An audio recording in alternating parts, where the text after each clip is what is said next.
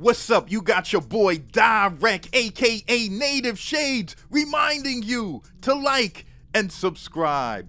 Cause today we're gonna be talking about the Mpd 32. What had happened was MIDI controllers are going insane. Everybody in music productions is just tapping away. You got the chord pad control giving you 16 trigger pads, a software editor, and even its illustrious X and Y axis, which you could just press with your finger up and down and it'll start changing the pitch of your sounds. You got the M audio trigger finger giving you 16 velocity sensitive pads, 8 knobs, and an unbelievable 4 assignable faders. Yes, boys and girls, the year is 2008. And MIDI controllers are in full effect. No longer does the home producer have to struggle clicking with a lame mouse while creating their music production. They could just tap away, and tap away they did. You see, around this time, the MPC 1000 was really popular. Everywhere you looked, you saw a producer banging out on the MPC 1000. You go to YouTube, there's hundreds of tutorials and channels with cats just abusing the 1000. You go to Facebook, all you're hearing about is when's the next JJOS coming out. You could even go to the MPC forums, and the MPC 1000 was winning all what's the best MPC wars. The MPC 1000 was everywhere. But there's only one thing. Not everyone had the MPC 1000 or knew how to use the MPC 1000 to get the MPC 1000 or could afford the MPC 1000. Around this time, it was still about $1,000, which wasn't chump change to the rookie home producer. And yes, you can spend $600 for the MPC 500, but what is this MPD thing I'm hearing about? Now, for the average new producer at this time, you kind of don't want to drop a lot of money into your music production. Not yet, because you don't know what you're really getting into. You don't even know how far you're willing to take it. Like, you might just dab a little in the music production thing and then, go back to trying to be the best player ever in Mario Kart. You know what I'm saying? You're not sure about how far you're willing to take this music thing. And at this point, a $600 price tag looks pretty intimidating. It's like honking at a bus. Like, think about it. How many times in life have you really honked at a bus? You know what I mean? You might be driving down a lane somewhere and a bus might just be sitting there in your way. Now, if it was a car or something like that, you'd be honking like, hey, what the hell's the matter with you and stuff. But for some reason, a bus, you don't really honk at it, you know what I mean? For whatever reason, a bus is really intimidating. But in 2008, Akai Professional, under the InMusic Newmark brand, decided to release their ultimate MIDI pad controller.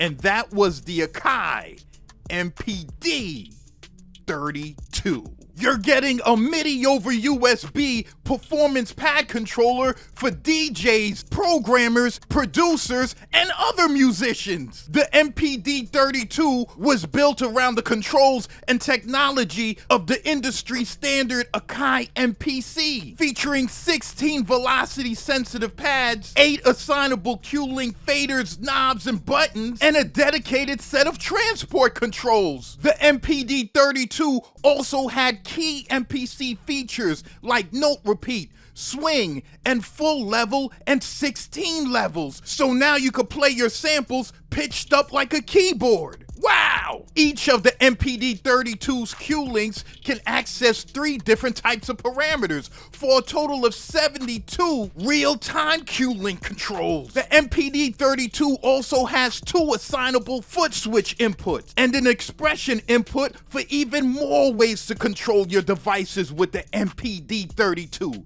Ladies and gentlemen, when Akai Professional released the MPD32, everybody got it. A lot of folks were really happy with the Akai Mpd32.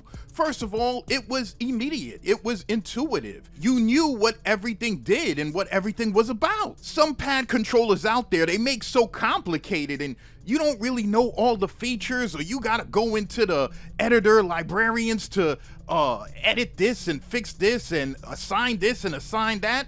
But not with the MPD32. With the MPD32, it was basically plug and play. And there wasn't any issues with it being compatible with different softwares out there or hardware devices out there. With other controllers, they might work well on Pro Tools, but not good on Ableton, you know? Or they might be easy to install on a PC, but hard as hell to install on a Mac. The MPD32 was the perfect controller for the home producer starting out, or the guy that just needed a controller and didn't really want to mess with the manuals and all kind of editor librarians and all that. Now, the workflow of the Akai Mpd32 was very simple.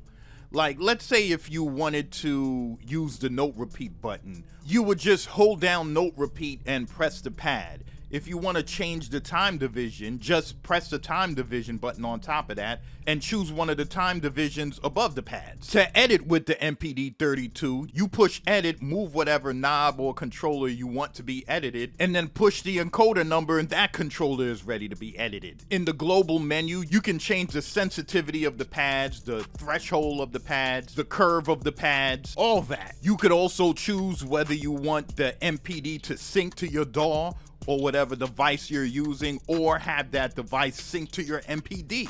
Now, not everything was rosy between consumers and the MPD32.